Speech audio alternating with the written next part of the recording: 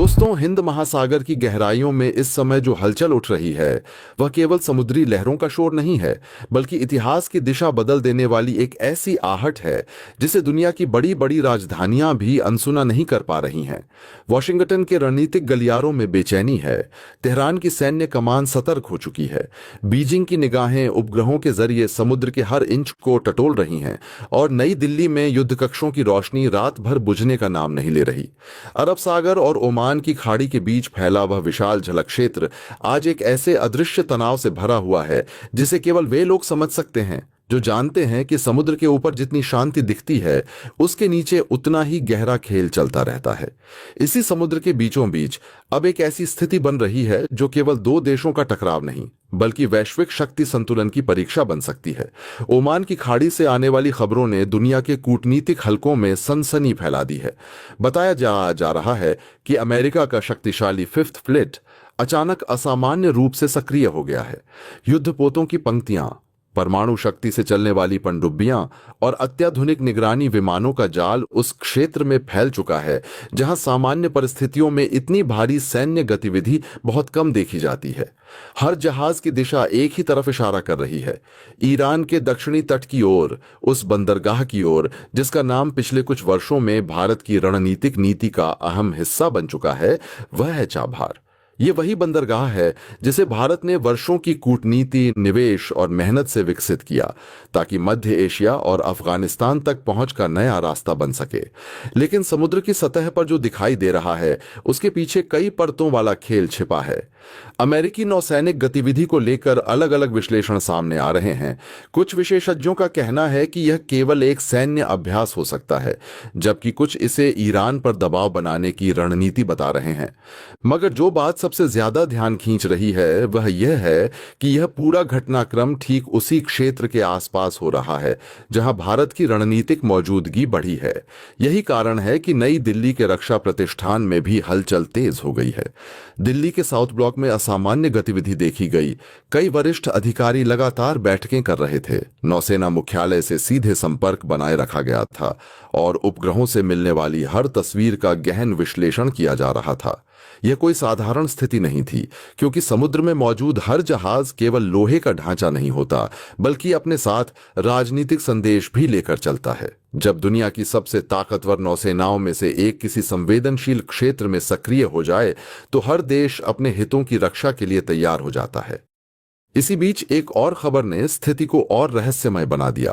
अरब सागर में भारतीय नौसेना की गतिविधियां भी अचानक तेज हो गईं।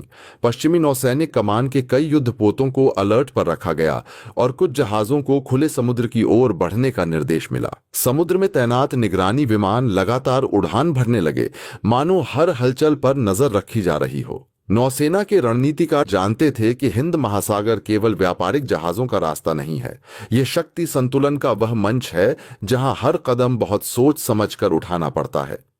और फिर वह क्षण आया जिसने पूरे घटनाक्रम को और ज्यादा नाटकीय बना दिया। समुद्र में एक ऐसा जहाज दिखाई दिया जिसने न केवल भारतीय नौसेना की ताकत का प्रतीक बनकर दुनिया का ध्यान खींचा, बल्कि यह भी संकेत दिया कि भारत अपने समुद्री हितों को लेकर बेहद सतर्क है। विशाल डेक, दूर तक फैले रनवे और उसके ऊपर खड़े लड़ाकू विमानों की कतारें, यह दृश्य किसी फिल्म जैसा लग सकता था, लेकिन यह वाद्य वास्तविकता थी। यह भारत का विमानवाहक पोत था, वह युद्धपोत जो किसी भी नौसैनिक बेड़े की धुरी माना जाता है। समुद्र में जब एक विमानवाहक पोत उतरता है तो वह अकेला नहीं होता, उसके साथ एक पूरा युद्ध समूह चलता है। डिस्ट्रॉयर, फ्रिगेट, पनडुब्बियां और सपोर्ट जहाज। यह एक चलता फिरता सैन्य किला होता है जो समुद्र के बीचों बीच भी आकाश और जल दोनों पर नियंत्रण स्थापित कर सकता है। इसी वजह से जब इस विशाल जहाज की मौजूदगी की खबर फैली तो कई देशों के रणनीतिक विश्लेषकों ने इसे ध्यान से देखना शुरू कर दिया। उधर अमेरिकी बेड़ा भी चुप नहीं था।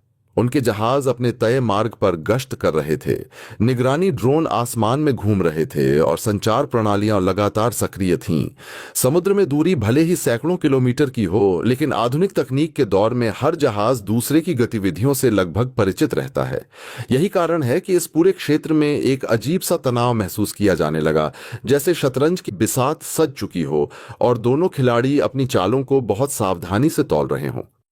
इस बीच वैश्विक मीडिया में तरह तरह की खबरें आने लगीं। कुछ रिपोर्टों में कहा गया कि यह केवल नियमित गश्त का हिस्सा है, जबकि कुछ में इसे संभावित रणनीतिक टकराव का संकेत बताया गया। सोशल मीडिया पर भी चर्चाओं का तूफान उठ खड़ा हुआ। लोग सवाल पूछने लगे, क्या यह केवल शक्ति प्रदर्शन है या किसी बड़े भू राजनीतिक खेल की शुरुआत? नई दिल्ली में रणनीतिक समुदाय इस स्थिति को बहुत गंभीरता से देख रहा था। भारत के लिए हिंद महासागर केवल भौगोलिक क्षेत्र नहीं, बल्कि आर्थिक और सुरक्षा हितों की जीवन रेखा है। दुनिया के बड़े हिस्से का व्यापार इसी समुद्र से होकर गुजरता है और ऊर्जा आपूर्ति के कई महत्वपूर्ण मार्ग भी यहीं से निकलते हैं। ऐसे में इस क्षेत्र में किसी भी असामान्य सैन्य गतिविधि को नजरअंदाज करना संभव नहीं। समुद्र के उस हिस्से में जहां दिन में सूरज की तेज रोशनी पानी को चांदी जैसा चमका देती है और रात में केवल रडार स्क्रीन ही रास्ता दिखाती है, अब कई शक्तिशाली जहाज मौजूद थे। उनके बीच की दूरी भले ही अंतर्राष्ट्रीय नियमों के अनुसार सुरक्षित रखी जा रही थी, लेकिन मनोवैज्ञानिक दूरी लगातार कम होती जा रही थी। हर कप्तान अपने जहाज के ब्रिज पर खड़ा दूरबीन से क्षितिज को देख रहा था। हर कमांड सेंटर में रडार स्क्रीन पर चमकते बिंदुओं को ध्यान से पढ़ा जा रहा था। यह स्थिति किसी खुले युद्ध जैसी नहीं थी, लेकिन पूरी तरह सामान्य भी नहीं। इसे सैन्य भाषा में अक्सर स्टैंड ऑफ कहा जाता है, जहां दो शक्तियां आमने सामने होती हैं, मगर गोली चलाने से पहले हर कदम को 1000 बार तौला जाता है। ऐसी परिस्थितियों में केवल हथियार ही नहीं, बल्कि धैर्य, कूटनीति और रणनीतिक संदेश भी बहुत महत्वपूर्ण भूमिका निभाते हैं। दुनिया की निगाहें अब उसी समुद्री क्षेत्र पर टिक गई थीं। उपग्रह तस्वीरें, नौसैनिक संचार और अंतर्राष्ट्रीय कूटनीतिक संकेत, सबका विश्लेषण हो रहा था। हर देश यह समझने की कोशिश कर रहा था कि इस घटनाक्रम का अगला अध्याय क्या हो सकता है। क्या यह केवल शक्ति संतुलन का प्रदर्शन है या किसी बड़े समझौते से पहले का दबाव? समुद्र की लहरें वैसे ही उठ गिर रही थीं जैसे सदियों से उठती आई हैं, लेकिन इस बार उनकी आवाज में जैसे एक अलग गूंज थी। ऐसा लग रहा था मानो इतिहास खुद इस पल को दर्ज कर रहा हो, क्योंकि जब महासागर के बीच दुनिया की बड़ी शक्तियां आमने सामने होती हैं, तो केवल जहाज ही नहीं चलते चलती है राजनीति, रणनीति और भविष्य की दिशा। और यही वजह है कि हिंद महासागर की उस रात को कई लोग लंबे समय तक याद रखने वाले थे, क्योंकि उस रात समुद्र शांत जरूर दिख रहा था, लेकिन उसके नीचे शक्ति, साहस और रणनीति की ऐसी कहानी लिखी जा रही थी जिसकी अगली पंक्तियां अभी दुनिया को पढ़नी बाकी थीं। अब सवाल यह है कि आखिर ऐसा क्या हुआ कि हिंद महासागर का यह शांत दिखने वाला इलाका अचानक दुनिया के सबसे बड़े सामरिक मंच में बदल गया। चाबहार पोर्ट केवल एक बंदरगाह नहीं है, यह भारत की उस दीर्घकालिक रणनीति का केंद्र है जिसके जरिए भारत पाकिस्तान को बाईपास करते हुए सीधे अफगानिस्तान, मध्य एशिया और रूस तक अपना व्यापारिक रास्ता बनाना चाहता है। भारत ने इस पोर्ट को विकसित करने में अरबों डॉलर का निवेश किया है और इसे एक ऐसे गेटवे में बदलने की योजना बनाई है जो आने वाले दशकों में एशिया और यूरोप के बीच व्यापार का सबसे महत्वपूर्ण केंद्र बन सकता है। लेकिन इसी समय मिडिल ईस्ट में बढ़ते तनाव, वैश्विक व्यापारिक मार्गों पर बढ़ती प्रतिस्पर्धा और ईरान को लेकर अंतर्राष्ट्रीय राजनीति के चलते अमेरिका ने इस पूरे क्षेत्र में अपनी नौसैनिक गतिविधियां बढ़ा दी हैं। अमेरिकी नौसेना का 5th फ्लीट, जिसका मुख्यालय बहरीन में स्थित है, लंबे समय से इस इलाके में समुद्री सुरक्षा और अमेरिकी हितों की रक्षा का जिम्मा संभालता रहा है। लेकिन हाल के दिनों में इस बेड़े की गतिविधियों में अचानक तेजी आई है। रक्षा विशेषज्ञों का मानना है कि अमेरिका इस पूरे क्षेत्र में अपनी समुद्री सर्वोच्चता का प्रदर्शन करना चाहता है, ताकि हिंद महासागर से गुजरने वाले महत्वपूर्ण व्यापारिक मार्गों पर उसकी पकड़ बनी रहे। लेकिन भारत के लिए यह केवल शक्ति प्रदर्शन नहीं, बल्कि एक रणनीतिक चुनौती है, क्योंकि चाबहार भारत की उस आर्थिक और सामरिक योजना का हिस्सा है जिसके जरिए भारत आने वाले वर्षों में अपने वैश्विक व्यापारिक नेटवर्क को पूरी तरह बदल देना चाहता है। जैसे ही अमेरिकी जहाजों की गतिविधियां चाबहार के आसपास के अंतर्राष्ट्रीय जल क्षेत्र में बढ़ीं, भारत ने बिना देर किए अपनी प्रतिक्रिया तैयार कर ली।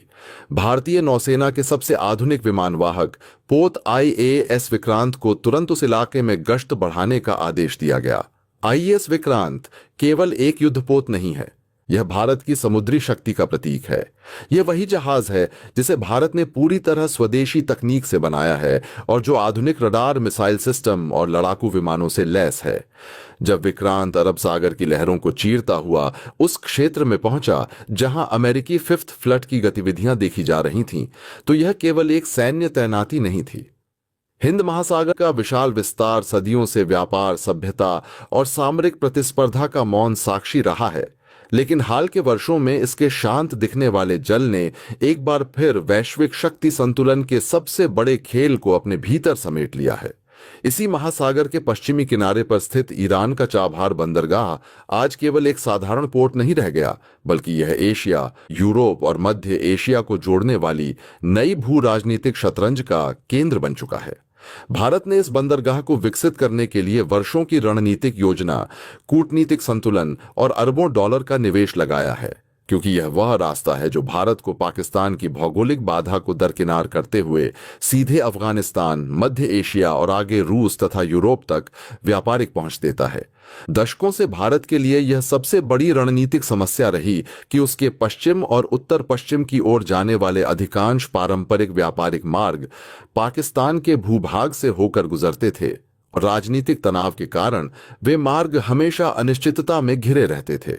ऐसे में चाबहार भारत के लिए केवल एक वैकल्पिक बंदरगाह नहीं, बल्कि एक ऐसा रणनीतिक द्वार है जो आने वाले दशकों में भारत के वैश्विक व्यापारिक नक्शे को पूरी तरह बदल सकता है।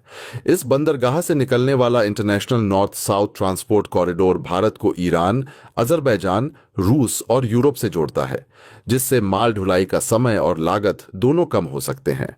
यही कारण है कि नई दिल्ली के नीति निर्माताओं के लिए चाबहार केवल एक इंफ्रास्ट्रक्चर प्रोजेक्ट नहीं, बल्कि एक दीर्घकालिक भू रणनीतिक निवेश है। लेकिन जब किसी क्षेत्र का महत्व इतना बढ़ जाता है तो वहां वैश्विक शक्तियों की दिलचस्पी भी बढ़ना स्वाभाविक है। पिछले कुछ समय से मध्य पूर्व में बढ़ते तनाव, ईरान को लेकर अमेरिका और पश्चिमी देशों की कूटनीतिक खींचतान और वैश्विक व्यापारिक मार्गों पर नियंत्रण की प्रतिस्पर्धा ने इस पूरे इलाके को फिर से अंतर्राष्ट्रीय ध्यान के केंद्र में ला दिया है। फारस की खाड़ी से लेकर ओमान की खाड़ी और अरब सागर तक फैला यह समुद्री क्षेत्र दुनिया के सबसे महत्वपूर्ण ऊर्जा और व्यापारिक मार्गों में से एक है, जहां से हर दिन लाखों बैरल तेल और विशाल मात्रा में व्यापारिक माल दुनिया के विभिन्न हिस्सों तक पहुंचता है। ऐसे में समुद्री सुरक्षा, नौसैनिक उपस्थिति और रणनीतिक प्रभुत्व का सवाल हर बड़ी शक्ति के लिए महत्वपूर्ण बन जाता है। अमेरिका लंबे समय से इस क्षेत्र में अपनी मजबूत नौसैनिक मौजूदगी बनाए हुए है और उसकी नौसेना का 5th फ्लीट बहरीन में स्थित अपने मुख्यालय से पूरे पश्चिमी हिंद महासागर और फारस की खाड़ी के जल क्षेत्र की निगरानी करता है। ये बेड़ा न केवल अमेरिकी हितों की रक्षा करता है, बल्कि अंतर्राष्ट्रीय समुद्री मार्गों की सुरक्षा, आतंकवाद विरोधी अभियानों और क्षेत्रीय स्थिरता के नाम पर लगातार सक्रिय रहता है। लेकिन हाल के दिनों में इस फ्लीट की गतिविधियों में अचानक आई तेजी ने कई रणनीतिक विश्लेषकों का ध्यान खींचा है। अमेरिकी युद्धपोतों, निगरानी विमानों और ड्रोन की बढ़ती गतिविधियों ने संकेत दिया कि वॉशिंगटन इस पूरे क्षेत्र में अपनी समुद्री शक्ति का प्रदर्शन और भी स्पष्ट रूप से करना चाहता है। कुछ विशेषज्ञों का मानना है कि यह कदम केवल समुद्री सुरक्षा का सवाल नहीं, बल्कि एक व्यापक भू राजनीतिक संदेश भी है। एक ऐसा संदेश जो यह दिखाता है कि हिंद महासागर के इस महत्वपूर्ण व्यापारिक मार्ग पर अमेरिका की पकड़ अब भी मजबूत है। लेकिन इसी बदलते परिदृश्य में भारत के सामने एक नई रणनीतिक चुनौती भी उभर कर सामने आई, क्योंकि जिस समय अमेरिकी नौसेना की गतिविधियां चाबहार के आसपास के अंतर्राष्ट्रीय जल क्षेत्र में बढ़ रही थीं, उसी समय भारत अपनी उस दीर्घकालिक योजना को आगे बढ़ा रहा था, जिसके तहत वह आने वाले वर्षों में अपने व्यापारिक नेटवर्क को एशिया और यूरोप तक विस्तारित करना चाहता है। नई दिल्ली के रणनीतिक हलकों में यह समझा जाता है कि समुद्री मार्गों पर नियंत्रण और सुरक्षा के बिना कोई भी व्यापारिक कॉरिडोर टिकाऊ नहीं हो सकता। यही कारण है कि जैसे ही क्षेत्र में गतिविधियां तेज हुईं, भारत ने भी बिना देर किए अपनी समुद्री उपस्थिति को मजबूत करने का फैसला किया। भारतीय नौसेना के सबसे आधुनिक और गर्व के प्रतीकों में से एक विमानवाहक पोत INS विक्रांत को उस क्षेत्र में गश्त बढ़ाने के निर्देश दिए गए। यह वही युद्धपोत है जिसे भारत ने पूरी तरह स्वदेशी तकनीक से बनाया है और जो देश की बढ़ती नौसैनिक क्षमताओं का प्रतीक माना जाता है।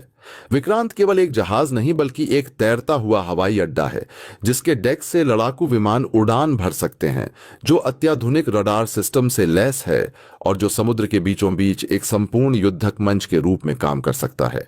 जब यह विशाल पोत अरब सागर की लहरों को चीरता हुआ उस इलाके की ओर बढ़ा जहां अमेरिकी 5th फ्लीट की गतिविधियां देखी जा रही थीं, तो यह केवल एक नियमित गश्ती मिशन नहीं था, यह एक संकेत था। एक शांत लेकिन स्पष्ट संकेत कि भारत हिंद महासागर क्षेत्र में अपने रणनीतिक हितों की रक्षा करने के लिए पूरी तरह तैयार है। समुद्री शक्ति के इस जटिल खेल में हर जहाज, हर गश्त और हर तैनाती अपने साथ एक संदेश लेकर चलती है। विक्रांत की मौजूदगी ने यह दिखाया कि भारत अब केवल एक क्षेत्रीय शक्ति नहीं, बल्कि एक उभरती हुई समुद्री ताकत है जो हिंद महासागर में अपने हितों की रक्षा करने और क्षेत्रीय संतुलन बनाए रखने की क्षमता रखती है। यह वही महासागर है जिसे भारत लंबे समय से अपनी प्राकृतिक सामरिक परिधि मानता रहा है। इतिहास में भी भारतीय उपमहाद्वीप के व्यापारिक और सांस्कृतिक संबंध इन्हीं समुद्री मार्गों के जरिए अफ्रीका, अरब और दक्षिण पूर्व एशिया तक फैले थे। आज आधुनिक युग में वही समुद्री मार्ग फिर से वैश्विक राजनीति के केंद्र में आ गए हैं। फर्क सिर्फ इतना है कि अब इस खेल में तकनीक, नौसैनिक शक्ति और भू राजनीतिक रणनीति की भूमिका कहीं अधिक जटिल हो चुकी है। चाबहार इस पूरी कहानी में इसलिए भी महत्वपूर्ण है क्योंकि यह चीन के बेल्ट एंड रोड इनिशिएटिव और पाकिस्तान के ग्वादर पोर्ट के मुकाबले भारत के लिए एक वैकल्पिक रणनीतिक केंद्र के रूप में उभरता है। जहां ग्वादर को चीन पाकिस्तान आर्थिक गलियारे का मुख्य समुद्री द्वार माना जाता है, वहीं चाबहार भारत के लिए उस क्षेत्र में संतुलन बनाने का अवसर प्रदान करता है। यही कारण है कि इस बंदरगाह को लेकर भारत, ईरान और कई अन्य देशों की दिलचस्पी लगातार बढ़ती जा रही है।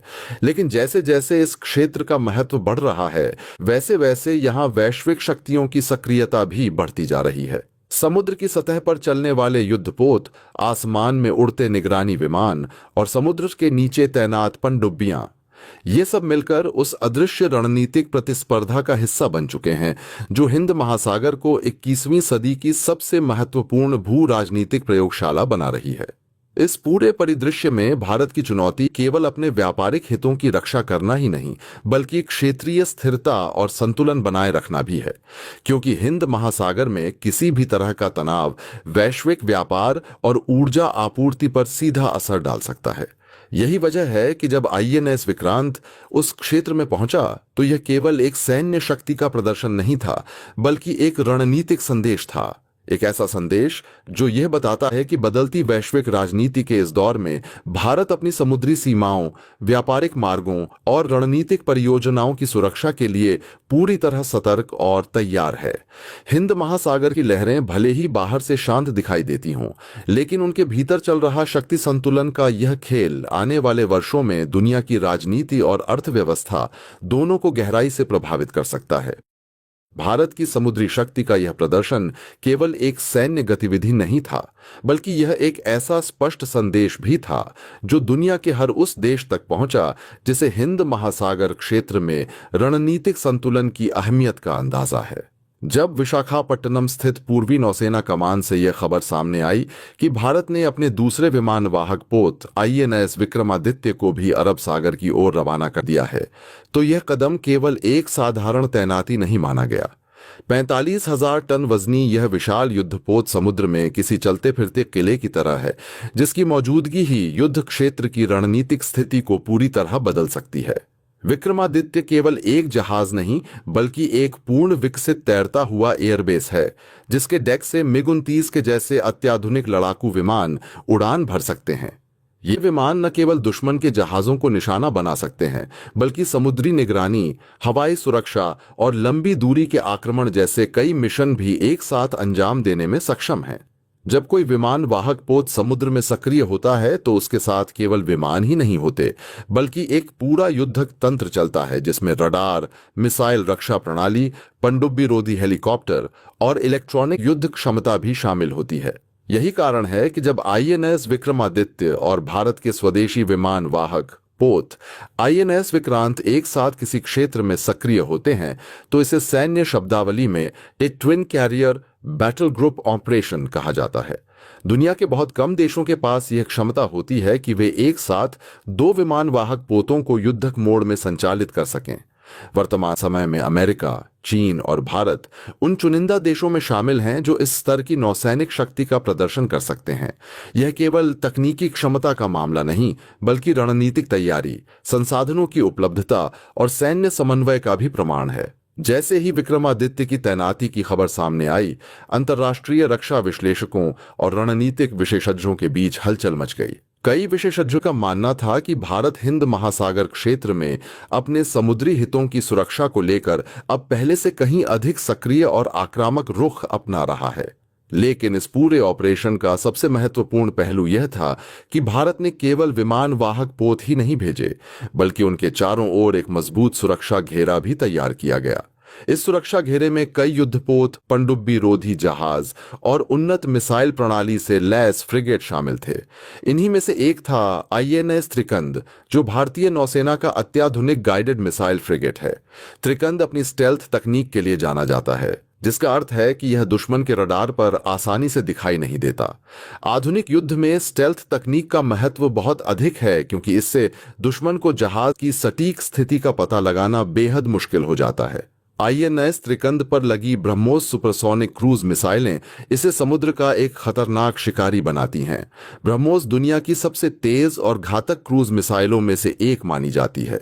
यह ध्वनि की गति से कई गुना तेज उड़ान भर सकती है और अपने लक्ष्य को कुछ ही मिनटों में नष्ट करने की क्षमता रखती है। दोस्तों, आपकी क्या राय है? कमेंट बॉक्स में जरूर से बताएं और साथ ही चैनल को सब्सक्राइब करना ना भूलें। आपके एक सब्सक्राइब से हमारी काफी बड़ी मदद होती है। जय हिंद।